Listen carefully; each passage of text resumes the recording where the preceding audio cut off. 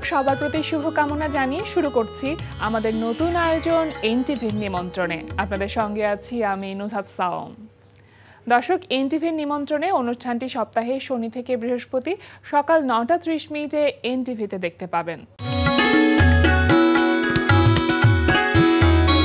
আমাদের আয়োজনে আজ থাকছে সংস্কৃতি, এনটিভি অনুষ্ঠান সূচি ও আলাপন।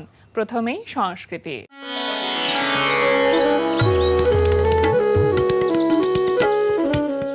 লালমাটিয়ার ভূমি আর্ট গ্যালারিতে অনুষ্ঠিত হচ্ছে মাহমুদুর রহমান দীপনের তৃতীয় একক চিত্রকলা প্রদর্শনী মুহূর্তেরা। প্রদর্শনীতে শিল্পীর ৫৪টি শিল্পকর্ম স্থান পেয়েছে। প্রতিদিন বেলা ৪টা থেকে রাত ৮টা এই সময়ে প্রদর্শনী চলবে ১৫ জুলাই পর্যন্ত। গ্যালারি কায়ার ২১তম প্রতিষ্ঠা বার্ষিকী উপলক্ষে গ্যালারি কায়ায় অনুষ্ঠিত হচ্ছে ৩৫ জন আধুনিক ও সমসাময়িক শিল্পীর দলীয় চিত্রকলা প্রদর্শনী। প্রতিদিন বেলা ১১টা থেকে রাত ৮টা এই সময়ে প্রদর্শনী চলবে ১২ জুলাই পর্যন্ত। এবার এনটিভি অনুষ্ঠান সূচি। এবার জানিয়ে দিচ্ছি এনটিভির আজ রাতের বিশেষ বিশেষ অনুষ্ঠানগুলির সময়সূচি। সন্ধ্যা ৬টা ১৫ থাকছে সমসাময়িক বিষয় নিয়ে অনুষ্ঠান সংলাপ প্রতিদিন।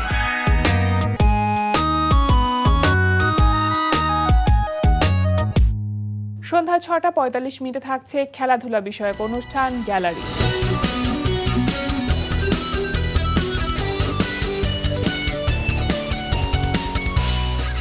রাত ৮টা ২০ থাকছে রান্না বিষয়ক অনুষ্ঠান ফুড ক্যারাভান। রাত ৯টা ৩০ থাকছে মোসাফির রনির পরিচালনায় ধারাবাহিক নাটক জোনাকির আলো।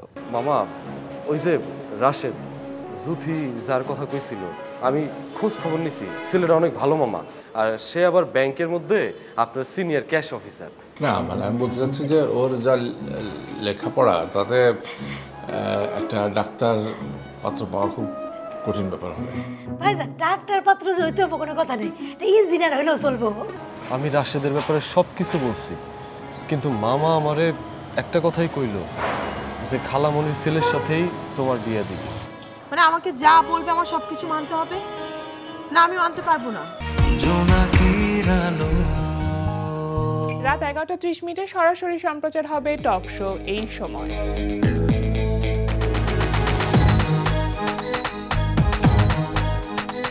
এই ছিল এনটিভির আজ রাতের বিশেষ বিশেষ অনুষ্ঠানগুলির সময়সূচি। এবার আলাপন। এনটিভিতে প্রচারিত হচ্ছে মাবরুর রশিদ বান্না পরিচালিত ধারাবাহিক নাটক ছাত্রাবাস। এই নাটকটিতে অভিনয় করেছেন অভিনেতা শাওন মজুমদার। প্রিয় দর্শক, এনটিভির নিমন্ত্রণের আজকের অতিথি অভিনেতা শাওন মজুমদার। শুভ সকাল, কেমন আছেন? শুভ সকাল। ভালো আছি, সবসময় বলছি, কিন্তু আজকে ভালো নাই, শারীরিকভাবে একটু অসুস্থ। এটা মনে হয় সবাই মোটামুটি আজকে বাংলাদেশে যারই ফোন দিই যে বন্ধু আমার তো শরীরটা ভালো নেই, কসকে আমারও তো ভালো। হ্যাঁ, একই অবস্থা, সবার 10 জনকে ফোন করে 9 জনেরই জ্বর ঠান্ডা। তো চিন্তা করলাম যে ট্রেন্ডে গান না ভাসাইলে ভালো লাগবে না। এটাও একটা ট্রেন্ড, এটা একটা ট্রেন্ড হয়ে গেছে। তো মানে এখন এরকমও হয় যে ফোন দিয়ে তোর জ্বর আসে নাই, তুই মানে আমাদের ট্রেন্ডের সাথে চলতে পারলো না। তো চিন্তা করলাম জ্বর আসুক আর না আসুক, আমি জ্বরকে ওয়েলকাম বলে দিছি। আচ্ছা, আছি আর কি। সো যেহেতু শুভ সকাল, ভালো আছি। মানে শারীরিকভাবে অসুস্থ থাকলেও যেহেতু একজন কমেডিয়ান আপনি, আসলে মূলত হাসানোটাই কাজ, সুতরাং হাসি চলেই আসে কোনো না কোনো ভাবে। মানে আমাদের প্রবলেম আছে, মানে আমাদের যে কেউ দুঃখের কথা বলি তারা ভাবে যে আমি কমেডি করতেছি, হাসা উড়ায় দেয়। ঠিক আছে, এই যে আপনি শুটিং ফ্লোরে আসার পর থেকে কিন্তু আমরা হাসছি প্রতিনিয়ত, এটার একটা ইফেক্ট থাকেই। হ্যাঁ, মানে ওই যে আমার জ্বর সর্দি কাশি, আমি এখন পর্যন্ত সেট আসার পর সবার সাথে কথা হয়েছে, মোটামুটি কারো কাছে সহানুভূতিটা পাইনি। মানে আপনি অসুস্থ হইলে সবাই আরে মেয়েটার জ্বর, শরীর খারাপ লাগতেছে, ওষুধ এনে দিব, চা খাবা। আর শাওন ভাইয়ের জ্বর আর আপনার হাঁচি আসছে, হাসলেও হাসে। মানে আমি বুঝি না, মানে এটা কি আসলে আমাদের জন্য ব্লেসিং নাকি মানে মন খারাপ করবো জানি না, বাট ভালো লাগে যখন দেখি যে আপনি একটা দুঃখের কথাগুলো হাসতেছে, স্মাইলিং ফেস যখন আপনি সামনে কাউকে দেখবেন হাসতেছে, তখন কিন্তু নিজের মনটা ভালো লাগে।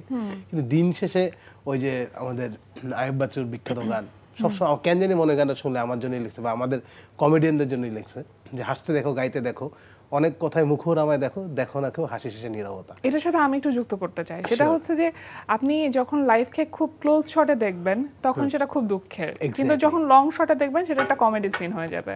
100%। তো আমরা মনে হয় মানে আর্টিস্ট যারা, তারা লাইফকে একটু লং শটে দেখতে পছন্দ করি, এবং সেজন্যই আসলে লাইফের দুঃখগুলো আমাদের কাছে মুক্তর মতন মনে হয়। আমাদের ক্লোজ শটও হয়, এটা মানে নিজের মধ্যে নিজের ক্লোজ শট হয়, কিন্তু পরিবার, বন্ধু বান্ধব ওরা সবসময় আমাদেরকে ওয়াইড শটেই দেখে। সেটাই। আচ্ছা, এই যে ছাত্রাবাস যেটা বলছিলাম দর্শককে, এখানে মাবরুর রশিদ বান্নার পরিচালনায় ধারাবাহিক নাটক ছাত্রাবাস, যেটা এনটিভিতে প্রচারিত হচ্ছে এবং বেশ অনেকগুলো পর্ব ইতিমধ্যে প্রচারিত হয়ে গেছে, যেটা সারা দুর্দান্ত রকমের ভালো পাওয়া যাচ্ছে, কেমন লাগছে? খুবই ভালো লাগছে, কারণ বান্না ভাইয়ের সাথে আমার ফার্স্ট সিরিয়াল। এর আগে বান্না ভাইয়ের সাথে 2-1টা সিঙ্গেল করা হয়েছে, বাট সিরিয়াল করা হয়নি। তো এটা শুরুর দিকে আমি একটু ভয় ছিলাম যে আসলে সিরিয়ালটা কেমন হবে, আমি ক্যারেক্টারটা নিতে পারবো কিনা। এবং আমি একটু পরে ঢুকি, মানে ফার্স্ট লট থেকে করলেও আমার ক্যারেক্টারটা একটু পরে হয় এবং আস্তে আস্তে এস্টাবলিশড হয় আর কি। তো আমি অনেক দিন পর বান্না ভাইয়ের সাথে কাজ, এবং প্রথম দিনের প্রথম সিনে ছিল আমি মাইর খাইতেছি, আমাকে শার্ট খোলা, সেন্ডো গেঞ্জি পরা মাইর। আমি তো ভাবলাম কি বান্না ভাই কি ডাকছে আমাকে প্রতিশোধ নেওয়ার জন্য। মানে আপনার শুটিং করা প্রথম সিন ছিল নাকি আমার শুটিং করা প্রথম সিন? প্রচারের প্রথম সিন না, শুটিং করার প্রথম সিন মাইর খাইতেছি, 4-5 জন মিলে মারতেছে, শ্যাম্পু ট্যাম্পু ঘষে দিচ্ছে। আচ্ছা। তো আমি ভাবলাম যে ভাই 2-3 বছর পর ডাকলো, প্রথম দিন দেখে মার খাচ্ছে। মানে ভাইয়ের সাথে 2টা কাজ হওয়ার পর অনেক গ্যাপ, বান্নার সাথে অনেক গ্যাপ, প্রায় 2 বছর 3 বছরের গ্যাপ, তারপরেই এই ডাকের প্রথম দিনের প্রথম সিনে মায়ের। আমি ভাবছি যে আমার মনে মারার জন্যই ডাকছে, 2 বছর পর ডাকছে, কোনোভাবে মারতে পারতেছে না, প্রতিশোধ নিতে পারতেছে না, তো এটার জন্যই তো ডাকছে। বাট পরে আস্তে আস্তে আবার যে লিঙ্কটা ভাইয়ের সাথে খুব ভালো হয়ে গেছে, এবং ক্যারেক্টারটাও সুন্দর দাঁড়ায় গেছে, অনেকে পছন্দ করতেছে, তো ভালো লাগছে আর কি। এখানে কো আর্টিস্ট হিসেবে আপনি কাদেরকে পেয়েছেন? দুর্দান্ত আমার কিছু কো আর্টিস্ট আছে, তারা মানে এত জোস, এত চিল। আমি তো মানে নতুন একটা সেটে গেলে, আমি জানি না আপনার কেমন হয়, যে একটা পরিবার হয়ে যায় একটা সেটে সবসময় কাজ করতে করতে। ধারাবাহিক নাটকের টিমটা খুব ভালো তৈরি হয়ে যায়। ওখানে গেলে আমি ফার্স্ট টাইম যখন গেছি, পুরো নতুন সেট, প্রত্যয়, তারপর তানবীর নিলয়, রায়হান, রাশেদ ভাই, তারপরে আমাদের বাপ্পি ভাই, পুরো টিমটা, তারপর আমাদের যে ভাই সাহেব যে সামিউল ভাই, এরা সবাই, নেহাল আছে, মানে প্রত্যেকে আলাদা আলাদা ইন্ডিভিজুয়াল, মানে অন্যরকম বন্ডিং তৈরি হয়ে গেছে, এনার্জেটিক একটা টিম। এক্স্যাক্টলি, মানে অল টাইম সামথিং হ্যাপেনিং। সেটে ক্যামেরার সামনে অথবা ক্যামেরার বাইরে, ক্যামেরার পিছনে, মেকআপ রুমে, মানে কিছু না কিছু হ্যাপেনিং চলতেছে সেটের মধ্যে। কি রকম হ্যাপেনিং, একটু একটা দুটা ঘটনা শুনুন। মানে একটা কি, মানে দেখা যাবে যে মানে সব দুষ্টু বলবেন তো, মানে কি হ্যাপেনিং এর কোনো ওর নিয়ে ঝগড়া লাগছে, মানে নেহাল আর রাশেদ ভাই তো মনে করেন 24 ঘন্টা, এটা একটা মানে দেখার মতো সিন, তারা দুজন ঝগড়া করতেছে, এবং তারা ঝগড়া করলে কেউ থামাইতে আসে না, তারা ঝগড়া করতেছে, এটা সিন সবাই বসে বসে দেখে এবং সবাই এনজয় করে, এটা হয়। জিম নামে একটা ছেলে আছে, ওর ক্যারেক্টার খালি হাসে, ও ক্যারেক্টারের বাইরেও হাসতে থাকে, মানে অদ্ভুত লাগে, কানে একটা হেডফোন দিয়ে হাসতে থাকে। তো আমি প্রথম গিয়ে মানে অবজার্ভ করতাম যে এরকম পিকুলিয়ার কেন, এক একজন এক এক রকম। প্রত্যয় হিরণ তো মোটামুটি সুপারস্টার, কিন্তু ওর বিহেভিয়ার এবং সামনে থেকে ওর মানে জেস্টার, কথা বলা, সবকিছু এত অমায়িক, এত দুর্দান্ত। আসলে ওরা মাঝে মাঝে আমার বড় ভাই বলে, কিন্তু আমার কাছে মনে হয় যে আমি বড় ভাই না, ওদের সাথে, ওদের এজের সাথে মিশে গেছি, বা ওদের টিমের সাথে একদম জেলিংটা হয়ে গেছে। তো অল টাইম কিছু না কিছু ঘুরতে থাকে, মেকআপ রুমে মজা হইতে থাকে, আড্ডা হইতে থাকে, মুড়ি খাওয়া হইতে থাকে, লুডো খেলা হইতে থাকে, এই চলতে থাকে কিছু না কিছু। কোনো একটা নাটকের একটা না একটা বক্তব্য থাকে বা একটা সোশ্যাল মেসেজ থাকে, এই ছাত্রাবাসের কথা যদি বলি সেটা আসলে কি? আই থিঙ্ক এটা সোশ্যাল মেসেজ বলতে আপনি যেটা, মানে একটা ছাত্রাবাসের ভিতরে বিভিন্ন জায়গার ছেলেপেলেরা আসে, বিভিন্ন ক্যারেক্টার থাকে, এটা একটা, এবং তারা যে একসাথে কিভাবে একটা দল হয়, কিভাবে ওদের বন্ধুত্বটা, বন্ডিংটা বাড়ে, কিভাবে একজন শত্রু হয়ে যায়, কোনো কারণে কেউ মেয়ের কারণে শত্রু হয়ে যায়, কোনোটা স্কুলের পড়াশোনা নিয়ে শত্রুতা তৈরি হয়, কারো আবার হিংসা হয়, কেউ মার্ক নিয়ে, কেউ এই টিচারের কাছে পড়ে, কেউ ওই টিচারের কাছে কোচিং করে। তো এরকম বিভিন্ন ভেদাভেদ কিন্তু তৈরি হয়, যেটা আমরা স্কুল কলেজেও দেখছি। তো সেই জায়গাটায় আবার রিকল করা, যারা আমরা বড় হয়ে গেছি বা যারা অলরেডি স্কুল কলেজ আছে, তারা রিলেট করতে পারা, তো যার কারণে হয়তো দর্শকরা বেশি পছন্দ করতেছে। যারা ইয়াং এজ, তারা রিলেট করতে পারতেছে তাদের জীবনের সাথে, আর যারা একটু ওল্ড এজ হয়ে গেছে, আমাদের মতো একটু বড় হয়ে গেছে, তারা নস্টালজিয়া হয়ে যাচ্ছে যে হ্যাঁ আমরা তো এরকম করছিলাম, যে এই ফ্রেন্ডের সাথে এই কারণে ঝগড়া হয়েছিল, আবার মিলেও গেছি। তো এই জিনিসগুলো আসলে আই থিঙ্ক ক্লিক করছে দর্শকের মনে। মানে একটা হতে পারতো যে ছাত্রাবাস, মানে যেটাতে আমরা নরমালি দন্ত স করি, কিন্তু এখানে কিন্তু তালিবর্ষ। এক্স্যাক্টলি, তালিবাস, কারণ হচ্ছে ছাত্র জীবনে আমরা এত বাস খেয়েছি, সেই বাস জমাইতে পারলে কিন্তু আসলে আমরা একটা বাসের কেল্লা বানাইতে পারতাম মোটামুটি, ঠিক আছে? টিচারদের থেকে শুরু করে প্রত্যেক সাবজেক্টে বাস খাইছি, মানে এটা তো হয় পরীক্ষায় একটা নাম্বার কম পেলে বন্ধুরে আজকে ইংরেজিতে যে বাসটা খাইছি, ইংরেজিতে বাস খাওয়া, অঙ্কে বাস খাওয়া, সমাজ কল্যাণে বাস খাওয়া, বন্ধুর কাছে বাস খাওয়া, গার্লফ্রেন্ডের কাছ থেকে বাস খাওয়া, টিচারের কাছ থেকে বাস খাওয়া, এমনকি স্কুলের যে ঘন্টা বাজা সেও কিন্তু মাঝে মাঝে বাস দেয়, মানে তো পরীক্ষা দিতেছে 2 মিনিট পরে বাজা ঘন্টাটা, সে ঠিক শুরু থেকে বাজাই দেবে ঘন্টাটা, তখন মনে হয় যে বাস দিল। আবার যেদিন মনে হবে যে স্যার মারবে এখনই, তুই ঘন্টাটা বাজাই দে, আমি তাড়াতাড়ি চলে যাই, সেদিন আবার সে দেরিতে বাজাবে। তো বাস দিতে দিতে এই জন্য ওই ছাত্রাবাসটাকে এই বাসে রূপান্তরিত করা হয়েছে, যাতে ছাত্র জীবনে যে বাসগুলো আপনি খেয়েছেন বা যে বাসগুলোর কথা যেন আপনি রিকল করতে পারেন। এক্স্যাক্টলি। আপনার এখানে ক্যারেক্টারটা কি একটু কমেডি টাইপের ক্যারেক্টার না সিরিয়াস ক্যারেক্টার? আমার ক্যারেক্টার এত ফ্ল্যাকচুয়েট করতেছে এখানে, আমি নিজেই বুঝতেছি না এটা কমেডি হবে না সিরিয়াস হবে। মানে আমার ক্যারেক্টারের নাম হচ্ছে পাপ্পু। তো বেসিক্যালি প্রত্যয় যে টিমটা আছে তার এগেইনস্টে আমি, মানে ওদের বিপরীতে আমি করি। তো মাঝে মাঝে দেখা যায় যে আমি ওদেরকে লিড করতেছি, ওদেরকে দাবড়ায় বেড়াতে ভয় দেখাইতেছি, ঠিক পরের সিনেমা ওদের কাছে মায়ের খেতেছি। তো আমি বুঝতেছি না এখানে আমার কি অ্যাগ্রেসিভ ক্যারেক্টার হতে যাচ্ছে নাকি মায়ের খেয়ে আমি বিলাইয়ের মতো থাকবো, মানে কন্টিনিউয়াসলি আমার ক্যারেক্টারটা সুইচ হইছে। মানে বান্না ভাই কিভাবে বলছেন আপনার ক্যারেক্টারের ডেসক্রিপশন আপনাকে কিভাবে দিচ্ছেন? বান্না ভাই তো খুব সুন্দর করে বলেছে তোমার ক্যারেক্টার হচ্ছে ওদের বিপরীতে, মানে এই টিমের বিপরীতে তুমি একাই এই এক টিম, তো তুমি এদের সাথে সবসময় বাজাবাজি থাকবে। তো ঠিক আছে, তো বাজাবাজি থাকে, তো দেখা যায় কখন ওদের সাথে খুব বন্ধুত্বসুলভ আচরণ হয়ে যাচ্ছে, কখন আবার দেখা যাচ্ছে যে ওদের কাছে, মানে যেহেতু আমি হলাম কি আবার প্রত্যেক গার্লফ্রেন্ডের চাচাতো ভাই, মানে কাজিন টাইপ, তো দ্যাটস ওরা আমার সাথে মাঝে মাঝে মিলে চলতেছে, মাঝে মাঝে আমি মাইর খেতেছি, মাঝে মাঝে আমি বাস্তব জীবনের মতো কে যে কখনকার বন্ধু হচ্ছে কে যে কখনকার শত্রু হচ্ছে বোঝা মুশকিল। এক্স্যাক্টলি, আপনি আমার সাথে ভালো কথা বলছেন, আপনার সাথে ভালো সম্পর্ক, একটা উল্টা কথা বললেন মারামারি শুরু হয়ে গেল, আবার পরশুদিন আবার ভালো সম্পর্ক। এই টাইপের ক্যারেক্টার কি এবারই প্রথম? এই ধরনের ক্যারেক্টার এর আগে কাজ করেছেন? এই ধরনের ক্যারেক্টার আমার আগে কাজ করা হয়নি, এর আগে দেখা যাচ্ছে বড় ভাই, তারপরে নায়কের বন্ধু, এই টাইপের করতে, বাট অ্যাজ এ স্টুডেন্ট কাজ করা হয়নি। আর অ্যাজ এ স্টুডেন্ট এরকম ফ্ল্যাকচুয়েট ক্যারেক্টার, যে এই মায়ের খাইতেছি, আবার এই মায়ের দিতেছি, এই ধাওয়া দিতেছি, আবার এই চুপ হয়ে যাইতেছি, আবার মন খারাপ করতেছি, আবার রেগে যাচ্ছি, মানে সব ধরনের ডাইমেনশন, অনেকগুলো শেডস আছে এই ক্যারেক্টারটা। আচ্ছা, এখন অন্যান্য আর কি কি নাটকে কাজ করছেন? বান্না ভাইয়ের আরেকটা সিরিয়াল রিসেন্টলি শুরু হয়েছে, সেটাতেও কাজ করতেছি, সেটা হচ্ছে ব্যাড বাজ পোলাপাইন। তো ব্যাড বাজ পোলাপাইনও একই টিম, আমরা একই টিমে কাজ করতে, এটাও দুর্দান্ত হয়েছে, মানে যারা দেখবে খুব রিসেন্টলি মেবি 2-1 দিনের মধ্যে আমরা অনলাইনে পেয়ে যাব, টিভিতে তো প্রচার হচ্ছেই। তো এটাও খুব ভালো কাজ, same team, same energy, different গল্প, ওটাও স্টুডেন্ট নিয়ে গল্প, বাট ডিফারেন্ট অ্যাঙ্গেলে এটা যাচ্ছে আর কি। মানে ওখানকার ক্যারেক্টারটাও আপনার ডিফারেন্ট? ওখানে ক্যারেক্টারটাও আমার ডিফারেন্ট, সেখানে আমি স্টুডেন্ট, সেখানেও আমি ওদের বিপক্ষ টিমেই কাজ করতেছি, বাট এখানে আমার টিমটা একটু বড় আছে, ছাত্রাবাসে একা, এখানে টিমটা একটু বড় আছে আর কি। তার মানে এন্টারটেইনমেন্টটাও একটু বেশি? এক্স্যাক্টলি, এন্টারটেইনমেন্টটা বেশি। আচ্ছা, এই যে একজন কমেডিয়ান ছিলেন আপনি, সেখান থেকে অভিনয় শিল্পী হয়ে ওঠা, মানে সেটা কি আগে থেকে প্ল্যান ছিল কি কিছুটা? অ্যাকচুয়ালি কমেডিয়ান ছিলাম এই ওয়ার্ডটা আমি কখনোই বলতে চাই না, আমি এখনো কমেডিয়ান, এবং আজীবন আমি অ্যাজ এ কমেডিয়ান আমি নিজেকে পরিচয় দিতে চাই, আমার নো রিগ্রেট। বাট আমি যখন থেকে আমার মিডিয়ায় ঢুকছি আর কি, just as a comedian, as a stand up comedian, joke teller যেটাই বলেন, ঢুকছি, তখন থেকে আমার একটা প্ল্যান ছিল যে নাটকে কাজ করতে হবে, বা নাটক করবো আমি, একদিন স্ক্রিনে আমার নাটক যাবে, আমি অভিনয় করব। তো সেই ইচ্ছাটা মেবি আমি লাস্ট টাইমও যখন আমি এখানে এসেছিলাম তখন আমি বলছি যে নাটক শুরু করব, বা এরকম ভালো কোনো ক্যারেক্টার পেলে আমি শুরু করতে চাই। তো আই থিঙ্ক সেই শুরুটা হয়ে gese, এখন এটা কত দূর আমি নিয়ে যেতে পারি সেটা উপরওয়ালা জানে। আর মানে অভিনয় জায়গা থেকে আসলে প্রথম ক্যামেরার সামনে দাঁড়ানো, সেটা কোন কাজ দিয়ে? অভিনয় অনেক আগে, আমি নামটা মানে ভুলেও যাব, সেটা মানে কতদিন আগে? এটা হবে 2012-13 দিকে হবে।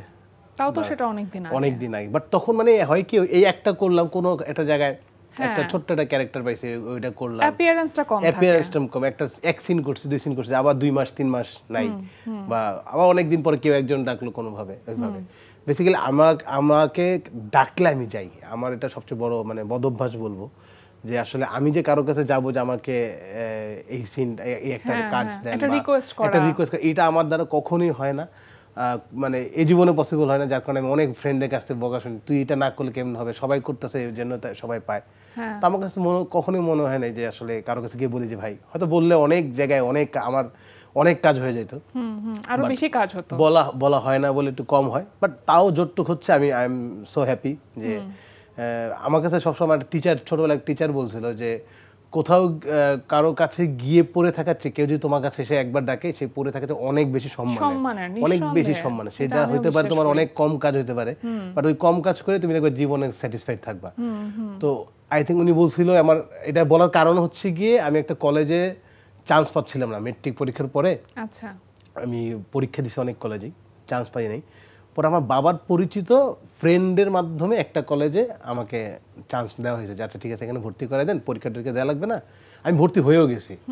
এরপরে আমি আবার পরীক্ষা দিছি, আমি না জানাই পরীক্ষা টরীক্ষা দিয়ে আমি আরেকটা ভালো কলেজে চান্স পেয়ে গেছি। তো আমি ওই টিচারের কাছে গেছিলাম যে আমি তো ভর্তি হয়ে গেছি এখানে, এটা রেজাল্ট পরে দিছে আর এখানে আমি চান্স পাইছি, কিন্তু আমার মার্কশিট, অ্যাডমিট কার্ড সব তো আমি এখানে জমা দিয়ে দিচ্ছি, কী করবো? তখন উনি আমার এই কথাটা বলছে, দেখো তুমি ওই জায়গাটা নিজের থেকে গেছো কিন্তু তোমাকে ডাকে নাই, তো ওই জায়গাটা তোমার সম্মানটা যত হবে, তো এই জায়গায় তুমি পরীক্ষা দিয়ে সিলেক্ট হয়েছো, এই জায়গায় তোমার সম্মান অনেক বেশি, তুমি পড়াশোনা করে অনেক আগ্রহ ফিল করবা।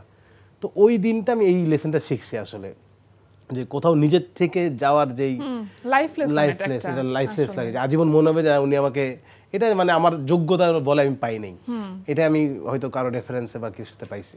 তো ওই জায়গাটা থেকে না আমার ওই শিক্ষাটা আমি খুব ভালোভাবে মাথায় নিয়েছি, যার কারণে এখন আমি এটা অ্যাপ্লাই করি। মানে এটা একটা এথিক্সের মতো হয়ে গেছে। এক্স্যাক্টলি আমার কাছে মনে হয়। শাওন ভাই, যখন আপনি একজন কমেডিয়ান, তখন আপনি একটা ক্যারেক্টার প্লে করছেন, কিন্তু ক্যামেরার সামনে যখন আপনাকে কোনো চরিত্রায়ন করতে হয় যে কোনো চরিত্রের উপরে, তখন আসলে নিজেকে প্রস্তুত করার ব্যাপারটা কিভাবে কাজ করে আপনার মধ্যে? মানে আমি থিয়েটার করছি খুবই অল্প সময়, সেটা তাও বেসরকারি একটা ইউনিভার্সিটির ছোট্ট একটা থিয়েটার গ্রুপে থিয়েটার করছি। আচ্ছা, তো সেখান থেকে আমার বেসিক মানে শিক্ষাটা একটু হয়েছে যে কিভাবে ক্যারেক্টারে ঢোকা যায়, কিভাবে একটা ক্যারেক্টার অ্যাডাপ্ট করতে হয়, ওইটা আমি গ্রুমিংটা ওখান থেকে হয়েছে। বাট সবচাইতে বেশি আমি শিখছি বা বুঝতে পারছি হলো আমাদের শ্রদ্ধেয় স্যার হুমায়ুন ফরিদি একটা কথা বলছেন যে অ্যাক্টিং কিছু না, অ্যাক্টিং তোমাকে করা লাগবে না, তোমাকে রিয়্যাক্ট করতে হবে জাস্ট। তো ওই জিনিসটা আমার এত সুন্দর মাথায় লাগছে, আমি যে হ্যাঁ এটা খুবই ইজি ব্যাপার, আপনি আমাকে কথা বলবেন, এটা রিয়্যাক্ট করাটা, তো প্রপার রিয়াকশন যদি হয় সেটাই অ্যাক্টিং হয়ে যায় অ্যাকচুয়ালি। তো ওইটা আমার খুব ভালো লাগছে এবং ওইটা থেকে আমি সবসময় রিয়্যাক্ট করার চেষ্টা করি, কেউ কিছু বললে সেটা রিয়াকশন দেওয়ার চেষ্টা করি এবং প্রপার আমি অ্যাজ এ যদি আমি ম্যাথর হইলে কী রিয়াকশনটা দিত, রিক্সা হলে কী রিয়াকশন দিত, ছাত্র হলে কী রিয়াকশন দিত, ওইটা ডেলিভার করার চেষ্টা করি। আমি জানি না কতটুকু হয়, বিকজ আমি কখনো নিজের আমার এটা জানি না, সবার হয় কিনা আমি জানি না, আমি নিজেকে স্ক্রিনে দেখতে একদম পছন্দ করি না, আমার খুব বাজে লাগে। আমার কাছে মনে হয় 5 জন অভিনয় করতেছে, সবচেয়ে বাজে আমি করতেছি, আমার কাছে দেখলে এরকম মনে হয়। হ্যাঁ হ্যাঁ এক্স্যাক্টলি। আমি আমার লাস্ট মানে কোন নাটক দেখছি বসে আমি জানি না, এখন দেখতে হয় মেয়ের জন্য দেখতে হয়, বাবা তোমার টিভিতে কোনটা আছে আমাকে তো দেখো, তখন তাকে দেখাতে হয়। তো দেখে বসে বসে দেখে আর বিরক্ত লাগে, প্রচন্ড বিরক্ত লাগে। আর মানে অনেকে প্রশংসা করে, কমেন্টসে দেখি, ও তো আমাকে দেখেই খুশি, আসলে কি বলতেছে এটা ডাজন্ট ম্যাটার অ্যাকচুয়ালি। ও আমার টিভিতে বাবাকে দেখাচ্ছে, কখন গেলা এখানে, আমাকে কেন নিয়ে গেলা না, আমি তখন কই ছিলাম, এই ধরনের প্রশ্ন উত্তর। তো মেয়ের সুবাদে এখন কিছু কিছু দেখা হয়, তো বিরক্ত এখনো লাগে। মানে এখন কি একটু মানে ওই যে নিজের কাজগুলো দেখে নিশ্চয়ই ইমপ্রুভমেন্টটা বুঝতে পারেন যে আসলে কোথায় নিজেকে ইমপ্রুভ করতে হবে। আমি কিছু কিছু কাজ তখনই দেখি যখন আমার কাজটা করার সময় মনে হয় কাজটা আমি দেখবো, মানে করার সময় মনে হয় যে আচ্ছা এই কাজটা খুব ভালো হয়েছে, আমার কাছে মনে হচ্ছে আমি এটা দেখবো, দেখার পরে আর কি ইমপ্রুভ করা যায়, আর দেখি কোনটা এই কাজটা খুব বাজে হয়েছে, এই কাজটা আমাকে দেখতে হবে। নিজে যখন নিজের সমালোচক তখন না কাজের ইমপ্রুভমেন্ট থাকবে। বড় পর্দা নিয়ে পরিকল্পনা কি আছে? আমি বড় পর্দায় কয়েকটা ডাক পাইছিলাম মাঝখানে না, অনেক দিন আগে, মানে মিরাক্কেল সেরে আসার সাথে সাথে। তো সেখানে আমি কয়েকটা ডাক আমি রিফিউজ করে দিই, কিন্তু লাস্ট একটা ডাক আমি রিফিউজ করতে পারিনি। ডাকা হয়েছিল, বলছে যে শাকিব খানের সাথে আপনার স্ক্রিন শেয়ার করতে হবে। তো তখন না মানে লোভ যেটা হয়, লোভ হয়েছে আর কি একটু, আমি এটা লোভী কাজ করে ফেলছি, তো না করতে পারিনি। তো লিডার আমি বাংলাদেশে আমি ছিলাম, ছোট্ট আমার মেবি 4-5টা সিন, তো 4-5টা সিনই সাকিব ভাইয়ের সাথে ছিল। তো ওই লোকটাকে দেখার জন্য, ওই লোকটাকে অবজার্ভ করার জন্য যে কেমন মানুষটা, মানে এবং এই 4-5 দিন আমার টোটাল 16 দিন শুটিং হয়েছে ওনার সাথে, 16 দিনে আমি ওনার ফ্যান হয়ে গেছি, মানে অ্যাজ এ পার্সন ফ্যান। আর এখন তো ওনার পর ধামাকা, আমি ওনার অ্যাক্টিং এর ফ্যান হয়ে গেছি এখন। উনি মানে বাধ্য করছে মানুষকে ফ্যান হওয়ার জন্য অ্যাকচুয়ালি। তো উনি অ্যাজ এ পার্সন এত দুর্দান্ত, এত হাম্বল, এত সফট মাইন্ডেড, মানে একজন আর্টিস্টের মধ্যে যে গুণাবলী থাকা উচিত সেই ব্যাপারটা মনে হয় শেখা যায়। কারণ হয়তো আমি তো জীবনে ভাবিনি উনি আমাকে চিনতে পারবে, প্রথমত কথা না, আমি তো জাস্ট যে কথা বলবো বা দূর থেকে আমি দেখতেছি উনি আসতেছে যাইতেছে, সিনে দেখা হইতেছে, এবং পরে যখন উনি আমাকে আমার মানে কিছু বলার আগে উনি আমার নাম ধরে ডাকছে যে শাওন এদিকে আসো, আমি জাস্ট অবাক যে উনি আমার নামও জানে। এটাই তো শান্তি, আমাকে স্ক্রিনে দেখানো লাগবে না, কিছু লাগবে না, আমাকে সব পাওয়া শেষ, পেমেন্ট না দিলেও চলবে। যে উনি আমার নাম ধরে ডাকছে, উনি আমাকে চিনতে পারছে। ওই আমি মানে কথাই বলতে পারতেছি না, আমি ভাইয়া ছবি টবি তুললাম, মানে এত যোগ বল, এটা যোগ বল শোনা, আমি আরো সাহস পেলাম যে ভাই আমাকে যোগ শুনতে চাচ্ছে। তো উনি মজা পাইছে মোটামুটি কতদিন, অনেক দিনই সেটা আসলেই মাঝে মাঝে বলতে যোগ শোনা মনটা খারাপ বলি। শাওন ভাই দুর্দান্ত কাজ করে যান, আসলে কাজ চলমান থাকুক, এটা সব থেকে বড় আশীর্বাদ আমাদের জন্য। ভালো থাকুন, সুস্থ থাকুন, এই প্রত্যাশা করি যেন দ্রুত সুস্থ হয়ে যেতে পারেন আপনি। আর আজকে আমাদের আয়োজনে আসবার জন্য ধন্যবাদ। হ্যাঁ, আবার আসবো, যতবার ডাকবেন ততবার আসবো, এবং থ্যাংক ইউ আপনাকে এবং থ্যাংক ইউ এনটিভিকে। এই যে অসুস্থ লোকগুলো হাসপাতালে না ডেকে স্টুডিওতে ডাকা হয় মাঝে মাঝে, তার জন্য অনেক ধন্যবাদ। আবার আসবো এবং সবাই আমার জন্য দোয়া করবেন, কারণ নতুন করে নতুনভাবে নাটক শুরু করছি, সিরিয়ালগুলো করতেছি, 3টা সিরিয়াল করতেছি, আরও যত বেশি সিরিয়াল করতে পারি, কারো কাছে যেন আমাকে যে কাজ নিতে না হয়, আমার কাজ দেখে যেন আমাকে কাজ দেয় সবাই, সেই দোয়াটা যেন আমি পাই। অনেক অনেক শুভকামনা রইল।